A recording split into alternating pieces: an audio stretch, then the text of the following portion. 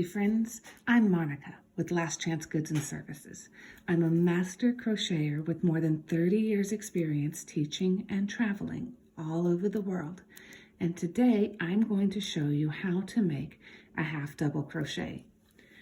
You start with your practice piece that we've been working on all along, and here you'll see you have your row of chain stitches, your single crochet, and your half double crochet.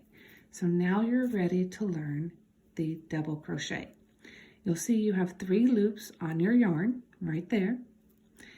You're going to start by chaining 3. And then you're going to turn so that you still have a row there. You're going to skip this stitch right here. I'll explain why later, but for now just skip it. You're going to yarn over. Stick your loop into the next stitch, which is right here. You're going to yarn over a second time. 1, 2, 3, 4 loops on your hook because we count this as a loop.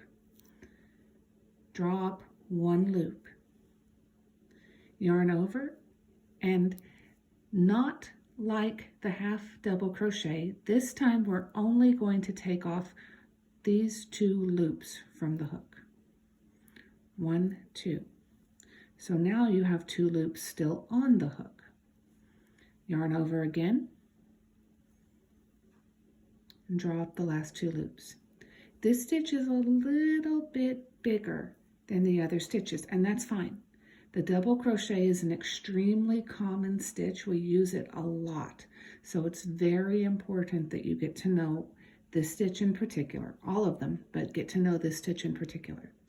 Again, yarn over. You're going to skip this stitch right here because it already has the 2 loops inside of it.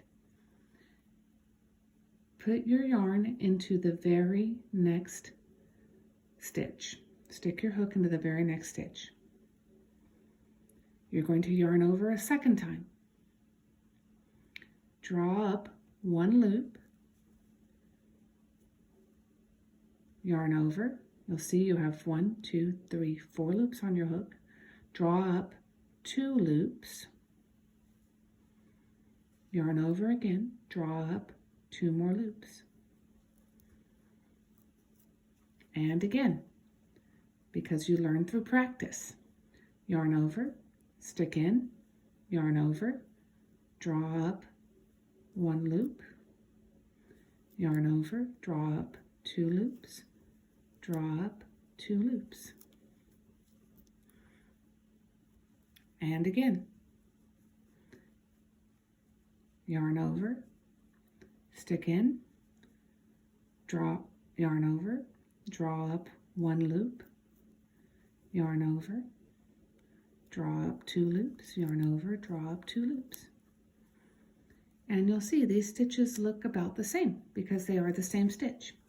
Again, yarn over, stick in, yarn over, draw up 1 loop, yarn over, draw up 2 loops, yarn over, draw up 2 loops. You'll be using your recessive hand to control both the yarn and the fabric. You'll be using your dominant hand to actually stitch. Yarn over, and if you'll see, I have my thumb and my middle finger on the fabric, and I'm using my forefinger to control the tension in the yarn.